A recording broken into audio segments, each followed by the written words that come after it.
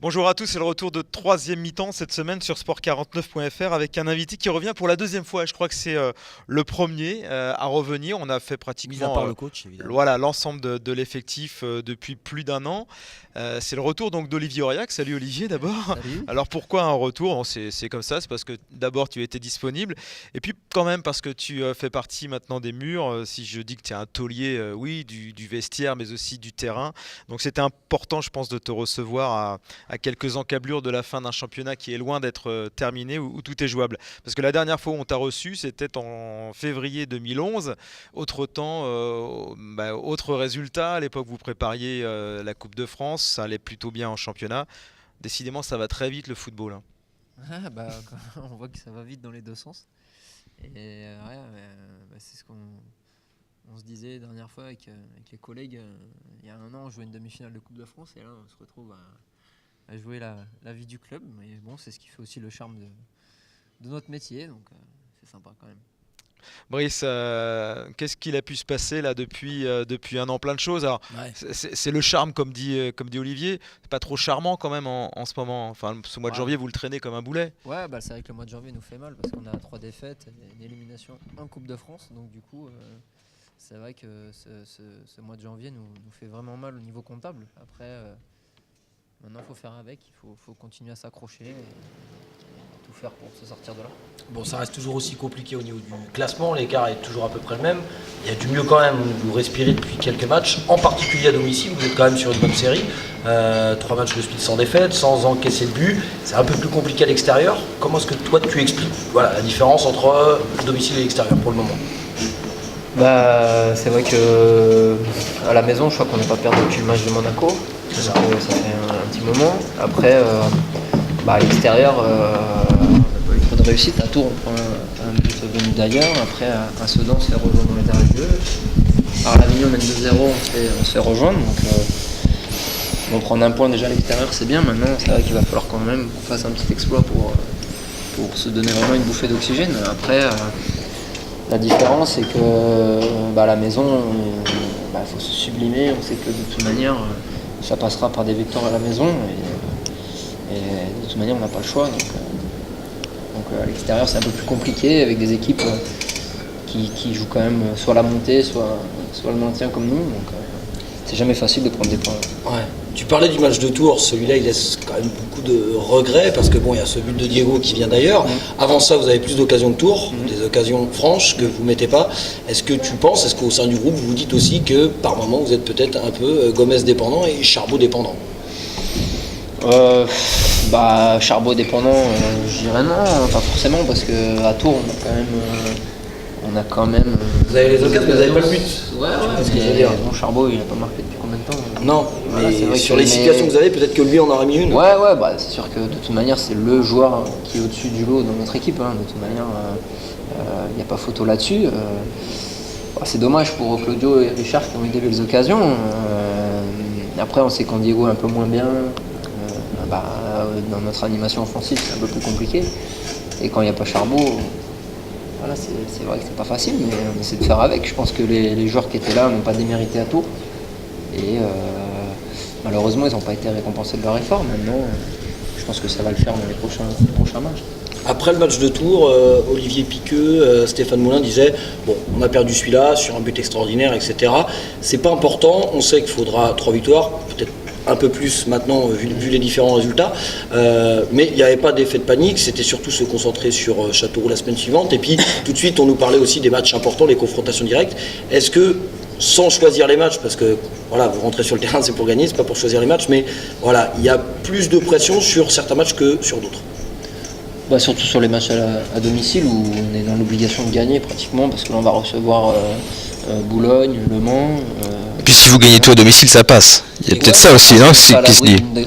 d'une déconvenue, donc c'est pour ça que les matchs, il faut vraiment même aller à l'extérieur pour gagner, quoi. C'est vraiment ça le maître mot. Après, dire que le match de Tours, on l'a perdu, c'est pas grave. Pour moi, si, c'est grave parce que prendre un point à Tours, ça te fait un point de plus quand même sur le premier relégable, plus la différence de but, ça t'en fait un deuxième. Complètement. Donc non, moi, toutes les défaites, pour moi, elles sont graves parce que je pense que sur certains matchs à l'extérieur, on doit gagner. Même le nul à Sedan, pour moi, même si c'est dans une période où c'est compliqué, on doit gagner, quoi. On doit ramener des points, plus de points que ça de l'extérieur. Bon, alors là, la sempiternelle question qu'on a dû vous poser, que vous êtes peut-être posée également, est-ce que vous avez fait votre introspection? Comment vous en êtes arrivé là, après un début de championnat, j'allais pas dire aussi remarquable, mais quand même assez bon? De toute manière, on a très très mal attaqué l'année 2012. De toute manière, à Nantes, je pense que le match de Coupe de France nous a fait très très mal. Ouais. Lequel? Le Monaco. Le premier, d'accord. On fait vraiment un bon match, mais bon, on concède quand même 3 buts. Vous passez en même temps. On passe, mais je pense qu'il y avait quand même des signes qui ont fait que. Et puis après, à Nantes, on perd où Nantes a 2 occasions et demi, quoi. Donc, ça peut être sur ce match-là qu'il se passe vraiment un déclic négatif pour le coup? En fait, le match de Nantes, on y va vraiment pour le gagner, quoi.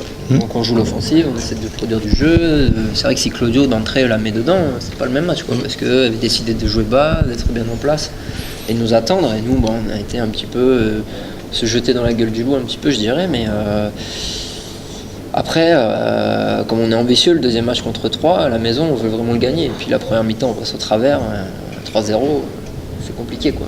Mais même à 3-0, on revient à 3-2, on loupe pas le péno, si on prend un point, on est tous contents. Et puis après, les résultats font que ça ne suit pas. Derrière, on a un petit peu un manque de réussite. Et on va à Reims, on prend une expulsion un peu vraiment litigieuse, alors qu'on fait vraiment un bon match là-bas, quoi. Une bonne entame de match, même si on prend un but. On a quand même une ou deux grosses situations avant, donc ça se joue sur des petits détails. Après, ce championnat est tellement homogène que les détails font qu'à un moment donné, ça bascule plus. Et puis voilà, quoi. Il est homogène ou il est faible? Parce qu'on a vu Châteauroux là. Il est homogène par le bas, peut-être. On y a vu Châteauroux arriver avec des ambitions et repartir avec une défaite logique sans avoir rien montré. Ouais, je pense que quand tu vois Monaco, ils étaient au fond du trou fin décembre et ils se retrouvent pratiquement à 40 points maintenant. Ils sont à 10 points du troisième. Ils se disent il reste 8 matchs. C'est un cas particulier dans Monaco. Ouais, mais bon, en même temps, ils ont fait mieux que Bastia. Ils jouent la montée, Ils jouent encore la montée. Il l'a dit, Marco a dit on peut jouer là-haut. Il faut peut-être pas rêver non plus. Non, mais c'est voilà. Vrai, quand on voit le match de Tours, Tours est clairement dans cet emballage pour jouer la 3e place sur le papier. On voit ce match-là, la qualité de l'équipe de Tours. C'est pas au-dessus de vous, loin de là. Ouais. Châteauroux est venu à Jean-Bouin, on n'a pas vu une équipe qui est prête à se bagarrer pour la 3e place. On s'est dit, effectivement, ce championnat, il est tiré plus vers le bas, peut-être. Ouais, possible. C'est vrai que tout le monde peut battre tout le monde. C'est un championnat qui est... Mais vraiment, cette année, à part Bastia, moi, il n'y a vraiment aucune équipe que j'ai trouvé vraiment au-dessus du lot, quoi. Même... ouais, peut-être. Ou Paracou, peut-être. Oui, Paracou, on voit Clermont, ouais, quand Clermont est venu à Angers, je les ai pas non plus trouvés super. Voilà, donc après... Sedan peut-être à Jean-Bouin, mais Sedan a montré une irrégularité aussi. Ouais, quand on prend 5 à Laval derrière. Ce qui veut aussi dire, Olivier, c'est que parmi les équipes qui vont descendre, hormis Amiens qui semble condamné, qui pour le coup semble plus faible, même si vous avez perdu là-bas, il va y avoir des équipes qui n'ont sans doute rien à faire en national. Donc, il y aura une surprise, ouais. Je pense, sur la fin. Il y aura une Faut surprise. pas en faire partie. Faut pas en faire partie. Parce qu'il y a Le Mans, il y a quand même de gros cylindrés, Le Mans, Guingamp, Lens. Nous, on a quand même remis quelques équipes en selle grâce à notre victoire à Châteauroux. Donc maintenant, il va falloir vraiment pas regarder les autres, se concentrer exclusivement sur nous. J'ai eu un moment un peu dur là, j'imagine après le match piteux à Amiens, où le président a pris la parole, les anciens également, vous êtes parlé, c'est sans doute une des premières fois que ça arrive depuis que tu es à Angers. Ouais, c'est la première fois. Oui, je pense qu'à un moment donné, il fallait vraiment se dire les choses, parce que c'était tellement bidon ce qu'on avait fait là-bas que fallait se dire les choses, c'était important. Après, ça a eu quand même ses effets, je pense. C'était violent ? Ouais, ça secoue un peu, ouais. Puis le président a bien parlé, le coach aussi, et puis les joueurs cadres aussi, donc on a besoin de tous se resituer un petit peu Et du coup, mine de rien, je pense que ça a apporté ses fruits, au moins au niveau de l'état d'esprit, même si les résultats sur certains matchs n'ont pas été là. Est-ce que sur toute cette période, peut-être même avant, peut-être encore aujourd'hui, il y a eu ou il y a des doutes sur Stéphane Moulin dans le groupe? Non, pas du tout. Des doutes, non, on n'a pas eu, honnêtement. Stéphane a quand même instauré une identité de jeu comparé à l'ancien coach qui était là, donc il essaie d'être beaucoup plus offensif, d'essayer de créer plus de choses. Quand nous on essaie de jouer un petit peu plus haut, après c'est toujours pareil, quand les résultats sont là, on dit rien, c'est super. Quand ils sont un peu moins là, ouais mais bon, l'année dernière on prenait moins de buts, mais l'année dernière, est-ce que les gens se sont régalés à jambon sur certains matchs? Je pense pas, quoi. Donc, et il a été amené lui aussi pour le coup à changer un peu son discours, non? À être plus méchant? Ouais, il a durci un petit peu plus. C'est vrai que je pense qu'on a manqué de rigueur janvier-février, et c'est ce qui nous a fait beaucoup de mal. Est-ce que on est revenu à des choses un peu plus rigoureuses, et c'est ce qui fait que maintenant on a plus de résultats. Est-ce que c'est dû peut-être aussi au fait de passer du cadre très strict qu'imposait Jean-Louis Garcia à quelque chose de plus permissif avec Stéphane Moulin? Est-ce que ça a pu en perturber certains ou faire que à un moment vous ayez peut-être baissé un petit peu le pied? En fait, c'est vrai que Jean-Louis il était très très rigoureux, et là-dessus c'était limite de la paranoïa, mais bon voilà, c'était vrai, c'était vraiment pointilleux à fond, quoi. Et Steph, il laisse beaucoup plus de liberté. Maintenant, je pense que ça a permis à des joueurs d'éclore, comme Diego, comme Charbot, qui avaient besoin... Aux jeunes aussi. Aux jeunes aussi, d'être beaucoup plus libérés. Donc je pense que ça a un mal pour un bien aussi, quoi, parce qu'il laisse exprimer les qualités individuelles des joueurs, quitte à ce qui est à côté peut-être un petit peu moins de rigueur, mais c'est à nous les anciens de montrer l'exemple et de dire allez, là on manque de ci, de ça, et on fait des rappels, et maintenant ça porte ses fruits. Et c'est peut-être ça aussi à un moment, vous les anciens, vous avez peut-être attendu avant de tirer peut-être une sonnette d'alarme ou d'en recadrer certains. Ça peut jouer, ça aussi? Ouais, c'est vrai que la défaite d'Amiens a permis de faire ça, parce que c'est vrai qu'à un moment donné on s'est dit là si on continue c'est dans le mur, quoi. Donc je pense que cette défaite, elle est dans un coin de notre tête à tous, et c'est ce qui fait qu'aujourd'hui on arrive à s'en souvenir et à s'arracher pour le collègue, à défendre pour le collègue, et ça c'est le plus important, parce que on sait que dans notre équipe, si on est 11 qui sont sur le terrain, on défend pas tous ensemble et on n'attaque pas tous ensemble, on sera pas bon. Donc au mois de janvier, février, c'était pas le cas, on attaquait à 2, 3 et on défendait des fois à 4, 5, 6, donc c'était pas évident, quoi. Donc à un moment donné, on a déclenché les alarmes à droite à gauche, et maintenant c'est reparti, quoi. Est-ce que justement ce constat et le fait que cette saison soit compliquée, c'est pas le fait justement que quand la défense était solide, tournait bien, il y avait une difficulté d'efficacité offensive, et puis quand ça tournait mieux devant, c'est derrière que ça pêchait? Vous avez jamais vraiment trouvé l'équilibre entre les deux? Ouais, on a essayé. C'est vrai que quand c'était pas l'un, c'est l'autre. Ouais. C'est vrai que c'est malheureusement un petit peu notre défaut. Ça sera notre défaut de cette année 2011-2012, malheureusement. Maintenant, il va falloir en tirer les enseignements, déjà se sauver, et puis en tirer les enseignements pour l'année suivante. Mais honnêtement, si on s'en sort, on va s'en sortir, je pense que ça peut être bénéfique pour les années à venir, quoi. Parce que travailler dans le dur comme on est actuellement, c'est très très formateur, surtout pour les plus jeunes. Ouais, ça n'a rien remis en cause on a souvent dit que le groupe était bon, était sain. Tout le monde a tiré toujours dans le même sens.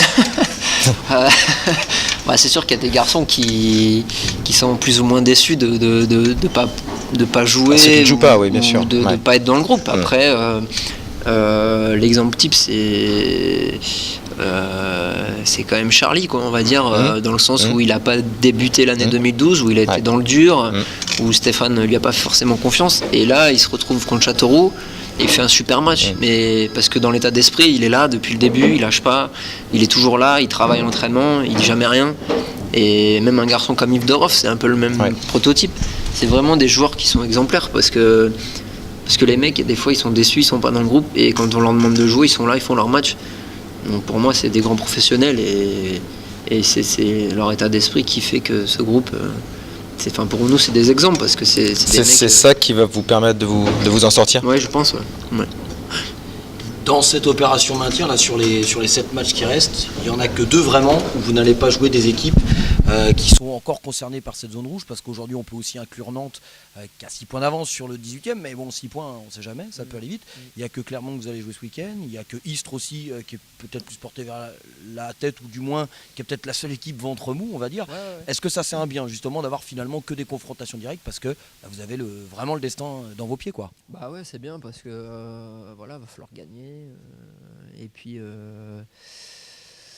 déjà, c'est le parcours à domicile, comme je disais tout à l'heure. On va rencontrer des équipes, des confrontations directes. Et puis ça va être bien parce que les équipes vont être obligées d'aller chercher des points. Et puis nous aussi. Donc je pense que ça sera des matchs qui vont être plus ou moins débridés. Et comme on a une puissance offensive qui est intéressante, je pense qu'on peut peut-être faire la différence là-dessus, quoi. Et puis Stéphane Moulin le disait après le match, l'avantage que vous avez peut-être sur certaines formations, c'est que vous maintenant, voilà, depuis le mois de janvier, vous savez ce que vous jouez, vous êtes prêt mentalement à cette opération maintien. C'est pas forcément le cas d'une équipe comme Le Havre ou de Lens où il y a des vraies pressions. Ouais. Comment ça va réagir dans ces groupes-là? Vous avez peut-être un avantage là-dessus. Ouais, je pense qu'on après. On a traversé une période dans le dur, donc on a vécu ce que c'était, on n'a pas trop envie de revivre ça, donc c'est pour ça que maintenant on est des morts de faim. Ça c'est un avantage. Et c'est un avantage. Après il y a des équipes comme Le Havre avec des garçons qui prétendaient jouer à monter en Ligue 1, qui se retrouvent à jouer une descente, quoi. Ouais. Même à Tu Lens, penses vraiment que ça va être plus compliqué pour eux? Bah plus compliqué. Mais peut-être comme pour vous d'ailleurs, parce que ça vous sera étiez compliqué plutôt pour dans tout le le monde, premier tiers du tableau. Ouais, mais ça sera compliqué pour tout le monde. Après c'est jamais facile de jouer un maintien, donc c'est pour ça qu'on aura besoin de tout le monde et de tout l'environnement, je parle aussi autour du club pour soutenir notre équipe, pour aller au bout. Le public est plutôt présent, plutôt derrière vous. Ouais, sympa. Ouais, c'est vrai que le public a répondu présent contre Châteauroux, ils nous ont aidés, même Guingamp. Donc j'espère qu'ils vont continuer à nous soutenir comme ils l'ont fait, même si des fois on aimerait mieux jouer ou faire mieux, mais bon, des fois on n'y arrive pas, mais leur soutien est important. Le public, tu le sens plus présent que la saison dernière? Quand on regarde les affluences, on a l'impression que c'est vrai qu'il y a un petit peu plus de monde. Est-ce que votre début de saison, et ce que tu disais tout à l'heure, en termes de spectacle finalement, même si aujourd'hui c'est plus dur, les gens ils viennent plus facilement au stade et ils sont plus derrière vous peut-être que sur les saisons passées? Ouais, je pense que déjà notre jeu est plus attractif. Après, on tente des choses, on en loupe, mais on prend des risques. Je me souviens pas avoir fait un match à Jambon sans qu'on ait des occasions. Enfin, je veux dire, où il n'y a pas eu d'occasion. Quoi, je veux dire. Ouais. Donc, rares ont été les 0-0 aussi. Ouais, il y a toujours des buts, il y a toujours des beaux matchs. Donc les gens viennent nous voir et nous soutiennent. Et vraiment, on compte sur eux jusqu'à la fin de la saison parce qu'ils ont vraiment un rôle important dans leur rôle de supporter et il faut vraiment qu'ils en soient conscients, quoi. On va parler un peu de ta saison. Ouais. Si tu veux vraiment, ouais. Est-ce qu'elle correspond pas un petit peu à celle du SCO, à savoir que tu es très bon pendant les 4-5 premiers mois jusqu'à la trêve, tu portes l'équipe un petit peu, tu es le régulateur, et puis alors est-ce que c'est toi qui es un peu moins bon et du coup l'équipe est moins bonne, ou c'est parce que l'équipe a moins bien marché qu'on te voit moins? Comment tu la juges toi, à ta saison d'extérieur? On voit un petit peu ça, on voit Olivier Aurillac vraiment très bon, peut-être un début de championnat extra, puis ensuite quelques blessures peut-être aussi. Ouais, écoute, j'ai pas eu... C'est vrai que les 6 premiers mois sont très très bien passés pour moi. J'étais vraiment en forme, je me sentais vraiment bien, bonne sensation. Puis après, la trêve, je me suis blessé, donc ça a été un peu plus compliqué. Il a fallu que je revienne pour le match de Lens, donc j'étais obligé de jouer après une semaine d'entraînement. Plus vite que prévu. Donc ça a été un peu plus compliqué. Et puis après, on a enchaîné tous les 3 jours, donc peut-être que physiquement... j'ai peiné un petit peu, mais là je retrouve petit à petit une condition physique qui est intéressante, donc je sais qu'après mon jeu va revenir naturellement, quoi. Est-ce que ton rôle justement a changé aussi dans cette équipe? On parlait de cadre, Michael Stéphan a quitté l'équipe la saison dernière, le joueur auquel tu es associé régulièrement dans l'axe, que ce soit Ryan Frikech ou Vincent Manceau, sont quand même des jeunes qui démarrent. Est-ce que tu es un petit peu justement maintenant dans le rôle que pouvait avoir Mika avant? Le taulier. Disons que c'est vraiment la première année où je sens qu'on me donne des responsabilités. Et ça change ton jeu, ça? disons que c'est nouveau pour moi, donc il faut que j'apprenne un petit peu à gérer tout ça. C'est vrai que des fois, peut-être que je me disperse un petit peu trop à vouloir essayer de replacer un tel ou un tel, de donner des conseils à droite à gauche, et ça fait que je perds peut-être un peu plus de lucidité dans mon jeu. Mais bon, j'arrive à un âge où aussi il va falloir que je m'y habitue, parce que c'est un rôle que mon entraîneur veut me donner, donc il va falloir que j'apprenne à le gérer un petit peu mieux et puis à travailler tout ça, parce que comme pour moi c'est nouveau, ça s'apprend quoi. Donc voilà, mais c'est un rôle qui me plaît. J'ai mon capitaine aussi qui m'aide beaucoup, mes partenaires aussi, donc voilà, c'est quelque chose que j'apprécie et j'essaye de me servir des exemples comme Mika ou même Philippe Brunel qui quand même étaient des capitaines exemplaires au SCO, donc voilà, pour moi c'est nouveau, mais j'essaye de faire au mieux. Le parallèle avec Mika Stéphane, justement, lui quand il était là, c'était plus lui justement qui allait au tampon, au charbon, et toi qui organisais plus autour, c'est comme ça que vous répartissiez les rôles. Cette saison, tu es le deuxième joueur le plus averti du club, après Martin Fall. Bon, on va lui laisser cette première place. On dort, Martin. Voilà. Mais ça va mieux là depuis qu'il est replacé un poste. C'est clair. Ouais, ça va mieux. 8 avertissements toi cette saison. Est-ce que justement ce changement aussi, le fait que tu aies des joueurs plus jeunes qui vont manquer peut-être d'expérience, t'oblige toi à jouer différemment, agir différemment et aller toi dans ce rôle plus de tampon, de bagarreur? Ouais, parce que je suis obligé de temps en temps mettre une ou deux boîtes pour comme on dit. Pour essayer d'un petit peu de dire c'est bon quoi, calmez-vous, parce que des fois on est un peu tendre, hein, donc malheureusement c'est moi qui prends, mais c'est pas grave, je veux dire, moi ça me pose pas de problème, si c'est le rôle que je dois assumer. Si ça permet aux autres personnes autour de moi de bien s'exprimer, moi ça me gêne pas. Est-ce que ces cartons, ça peut aussi, alors au moment où ça a été plus compliqué, refléter un côté de nervosité de ta part aussi sur certains matchs? Après les cartons que j'ai pris, compenser certaines choses ou il y en a quelques-uns qui ont fait que ça a compensé aussi. Et bon, comme je suis très bavard avec les arbitres aussi, c'est vrai que tu as dû en prendre un ou deux comme ça. Que je me calme là-dessus. Évidemment, j'ai dû prendre 7 ou 8 cartons. 8, il y en a 4 au moins, ou 5 qui sont parce que je bavarde. Ah oui, tant que ça, d'accord, je pensais pas que c'était autant. Donc voilà, et c'est vrai qu'il y a des choses où il va falloir que je travaille, mais non, de la nervosité, peut-être celui de Bastia, peut-être à la limite, mais sinon les autres, non, je pense pas. On parlait des joueurs qui t'accompagnent, Vincent Manceau, depuis déjà la saison dernière, Ryan Frikesh. Est-ce que son avènement à lui, le fait que il soit un petit peu mis sous le feu des projecteurs, ça a pu contribuer aussi qu'on ait un autre regard sur toi et qu'on dise tiens, Olivier Aurillac il est moins bon parce qu'il y a un jeune qui arrive, Est-ce que son avènement t'a fait de l'ombre finalement? De l'ombre, non. Moi je suis content pour lui, c'est bien, il réussit, il a 20 ans ou 22 ans. 21 je crois, 20 ou 21. Son club formateur, ce qu'il fait, c'est un super joueur, hein, honnêtement, il est très talentueux. Je pense que d'ici 1 ou 2 ans, s'il déconne pas, il franchira l'échelon, il sera plus haut. Non, moi je suis content pour lui. Et il a le sens du but. Non, mais moi je suis content parce que d'un côté, je me dis peut-être que s'il en est, il en est là, je dirais, il a travaillé et ça. Et j'essaye de. S'il est bien entouré. J'essaye de le guider, de le placer. C'est vrai que après que lui soit plus sous les feux du projecteur, tant mieux quoi. Je veux dire, moi ça me pose aucun problème. Je suis content pour lui. Est-ce que tu crois que ça a pu changer, notamment dans la presse, les médias, le regard qu'on avait sur ta saison, parce qu'on dit oui, donc là on regarde un jeune pour qui ça marche, il a mis 3 buts, il fait des bons matchs, et puis du coup on dit tiens, Aurillac il est peut-être moins là. Est-ce que tu crois que ça y contribue ça? La nouveauté fait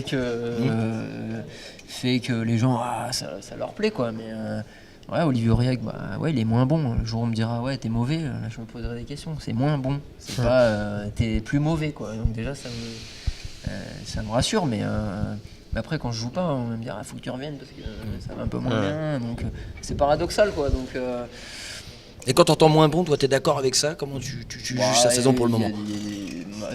Ma saison, si on fera le bilan à la fin. Ouais. Mais, jusqu'ici. Mis à part les 2 derniers mois, je pense que sur les 6 premiers, si je fais 2 mois de moyens et que j'en fais 8 ou 9 de bons, ça peut arriver. À un moment donné, on a des cycles de forme.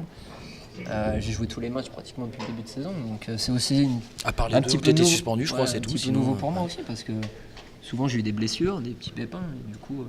Le petit bémol, c'est le petit but. On t'a vu sur pas mal de matchs tenter des choses. Ouais, Ça n'a ouais. pas encore souri. C'est... Ouais, bah de toute façon... Ça agace. Je pense aussi on fait qu'on dit ouais il est moins bon parce qu'il marque pas, mais...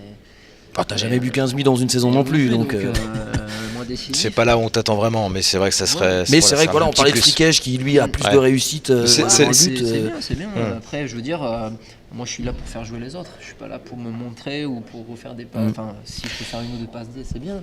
Ce que je veux dire, c'est que moi je suis là pour faire jouer mes partenaires, me rendre disponible pour mes partenaires. Et puis si ça les fait briller, bah, tant mieux quoi. Moi je suis content pour eux. Moi je suis là au service de l'équipe, quoi.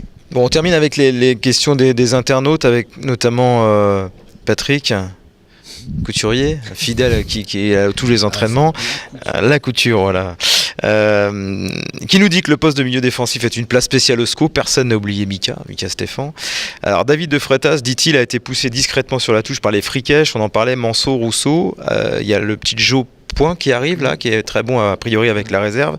Et Afidi qui vient de signer 3 ans. Sans compter le Lionel Messi Angevin qui je crois est dans ce rôle-là, mais bon, on en reparlera plus tard. On va jouer avec ça. Non, voilà. Non, la question de Patrick, c'est ce que tu crains pour toi. Bon, il y a un petit smiley. Et te vois-tu finir ta carrière à ce poste? Donc, est-ce que tu crains pour toi avec l'avènement de toute cette jeune classe? Est-ce que tu crains Lionel Messi? Bah, Lionel Messi, je suis le Barça, ouais. Oui. J'espère que celui qu'on a recruté est au moins aussi Ah talentueux, bah, ça serait bien ça pour serait nous. pas mal pour vous. Ouais. Après, bah non, craindre. Bah, de toute façon, je pense que j'ai signé 4 ans, donc je pense que ces gamins ils vont me mettre sur la touche à un moment ou à un autre. Maintenant, je vais essayer de leur donner un petit peu de fil à retordre quand même, donc ça va être sympa. C'est plutôt bon signe, même s'il y a peut-être un petit peu, il y a beaucoup de joueurs de milieu de terrain défensifs. J'aimerais peut-être voir arriver d'autres joueurs avec d'autres profils, des profils qui manquent à Angers, notamment des joueurs de débordement de couloir. Ouais, bon, après peut-être qu'il y en a l'année prochaine qui vont être prêtés aussi, Ouais. pour s'aguerrir un petit peu, avoir du temps de jeu. Après, je pense que oui, il y aura peut-être des arrivées sur les côtés pour amener plus de percussions. Pour Brice. rebondir sur la question, justement, si on reste sur ce poste de 6, tu évolues voilà, à intervalles réguliers en fonction de présence, blessure des uns des autres, suspension, avec Vincent Manso, Ryan Frickech. Est-ce que tu évolues différemment quand tu joues avec l'un avec l'autre? Bah, les repères sont pas pareils. Ouais. On est en train avec Ryan de commencer à se comprendre parce que mine de rien, Tu as plus de vécu avec Vincent, c'est clair. j'ai plus de vécu avec Vincent, donc c'est vrai que avec Ryan on commence à mieux se comprendre, donc ça c'est important. Mais Après, qu'est-ce qui est différent quand tu joues avec l'un et avec l'autre? Bah, c'est vrai que Vincent a déjà un peu plus d'expérience, donc il arrive à un peu plus gérer quand moi je monte ou quand lui monte, on arrive à mieux se gérer. Avec Ryan, c'est vrai que des fois on a tendance à y aller tous les deux, ou il faut qu'on arrive à travailler ça, mais après les deux sont des joueurs de qualité, et de toute manière Et tu... j'ai pas de préférence, quoi. Voilà, c'est ça que tu veux savoir. Non, c'était ma question qui suivait. Est-ce que tu préfères évoluer avec l'un Non, avec moi l'autre? j'ai pas de préférence. Après, Je m'attendais à la réponse. Non, mais c'est bien Brice que tu as anticipé une des questions de Romain Lavigne, qui est un des internautes qui a posé également ces questions, mais il en a une autre. Tu as prolongé, tu l'as dit tout à l'heure, ton contrat avec le SCO de 4 saisons supplémentaires, et il se demande, ou il te demande, si les non-propositions des clubs plus importants, il veut sans doute parler des clubs de Ligue 1, t'ont blasé, ou est-ce que tu as décidé de t'inscrire dans la durée au SCO et pourquoi pas y finir ta carrière? Est-ce que tu es déblasé ou peut-être déçu, le terme est peut-être plus adéquat? ouais, parce que blasé, ça veut dire que j'en ai eu trop. Et... non, mais non, je suis pas déçu de rester à Angers. Je pense que C'est un vrai choix quand même, 4 saisons, même si on sait qu'un contrat peut être... Oui, un contrat, Hein, ça veut rien dire. ça veut pas dire grand-chose. À un moment donné, j'ai su faire le bilan aussi, peut-être, de me dire que la Ligue 1, est-ce que les clubs auraient... Enfin, si il avait fallu que je parte en Ligue 1, ça serait déjà fait depuis longtemps. Donc je me suis posé la question, est-ce qu'un club peut mettre de l'argent pour Olivier Aurillac? Je pense pas. Et tu te dis, Donc, du coup, s'il du peut y avoir coup, Ligue 1, ce sera avec le SCO, ouais, éventuellement. je pense, Ouais. Mhm. Je pense. Après, on m'a proposé 4 saisons ici avec un projet. Ça se refuse pas. Pas à l'heure actuelle. Ouais. Voilà. Pas à l'heure actuelle parce que j'ai conscience aussi que ça commence à être compliqué dans le milieu du foot, qu'il y a des personnes qui sont au chômage. Et c'est pas jouer la sécurité, mais un petit peu. Mais il y a aussi le projet du club qui m'a beaucoup plu et intéressé. Et donc, c'est pour ça que j'ai voulu continuer l'aventure. Après, je me sens bien ici.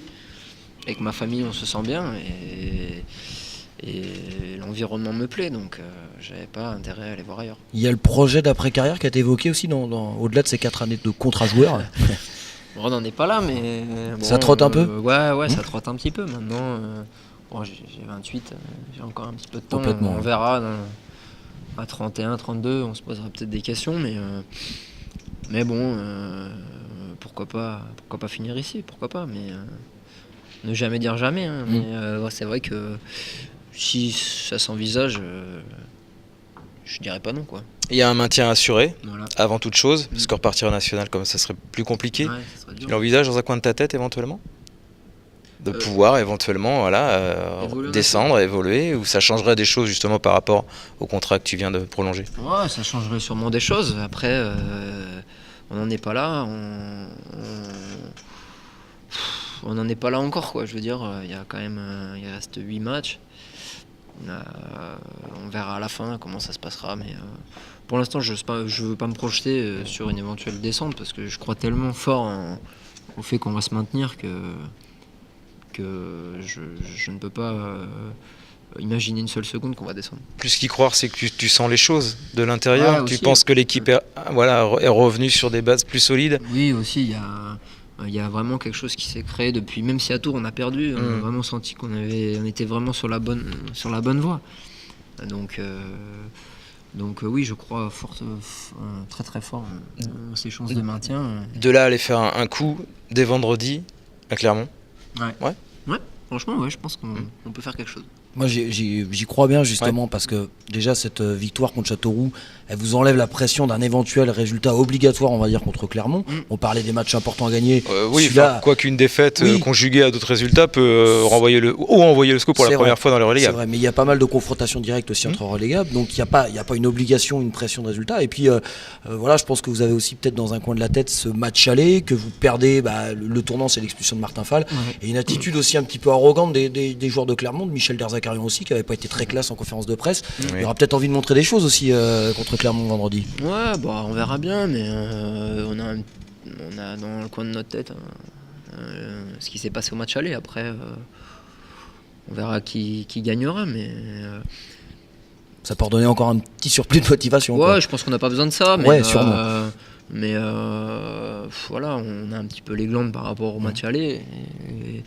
Et puis, voilà, nous aussi, on a quelque chose à jouer. C'est pas comme si on n'avait rien à jouer. Donc on défendra chèrement notre peau et puis on verra ce qui se passera. Et puis une chose qui va mieux, c'est que l'équipe quand même peut compter sur ses forces vives. Hein. Il y a quand même moins de blessés, moins de suspendus.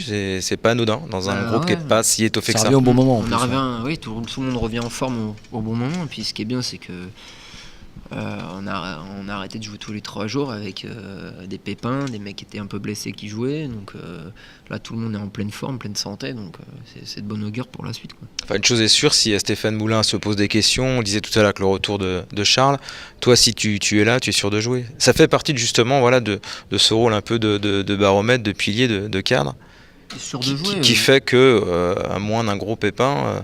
Si Olivier Aurillac est... on voit jamais, enfin on se pose jamais trop la question de savoir qui t'accompagne. Ça sera la surprise le jour où ça arrivera. Mais il joue pas, pourquoi, machin. Ça je l'attends. De toute façon un jour préparez-vous, ça arrivera, hein, c'est sûr, hein, parce qu'à un moment donné, ça sera obligé, mais non, en tout cas je prépare. Même si je dois pas jouer, que ça soit un autre, je n'aurai pas d'état d'âme parce que c'est pas dans mon état d'esprit. Moi, l'important c'est le club et l'équipe et la rendre meilleure le plus possible, même si des fois ça m'entraînera ou ça peut m'entraîner à être sur le banc, quoi. Ça me gêne pas tant que l'équipe gagne, moi, c'est le plus important. Très bien. Bon, on va vous souhaiter plein de choses pour. Il n'y aura pas de Jeff Rivière, il sera peut-être dans les. Ouais, il sera dans les tribunes. Dans les tribunes. Vous avez vu, il a déclaré avant le match Reims-Clermont que Gilas ne finira pas meilleur buteur, que ce serait Charbonnier. Ça serait Charbonnier. Il l'a mis avant le match contre Reims, mais espérons qu'il dise vrai. Et puis si pour les parieurs, je pense les codes vont être belles du nul ou de la victoire d'Angers à Clermont. Faut mettre une petite pièce sur l'un ou l'autre à mon avis. Ouais, c'est peut-être mieux quand même d'accueillir Le Mans avec encore une petite marge d'avance. Bon, enfin, quoi qu'il arrive, il va falloir le gagner celui-ci. Si c'est pas le cas, ça reste quand même sans doute l'un des matchs les plus importants. Il y aura Metz, il y aura Boulogne. Mais celui-ci, ce premier, peut déclencher pas mal de choses. Ouais, bah on sait que de toute manière qu'on y est préparé. Clairement, quoi qu'il arrive, ça sera du bonus. Ouais, Après, on sait que Le Mans, c'est une confrontation directe. C'est une belle équipe à l'extérieur aussi, parce qu'ils n'ont pas perdu à l'extérieur depuis longtemps. C'est vrai. Donc on s'attend à un match compliqué, mais avec de l'enjeu. Mais bon, on va s'y préparer, on a le temps. Merci Olivier Merci Olivier. d'être passé. Ça va. Puis à l'année prochaine et puis voilà. Hein. On n'a pas fini de faire des émissions avec toi, je crois. Merci Brice. Merci Olivier. Allez, salut. Merci Thierry. Salut. Salut.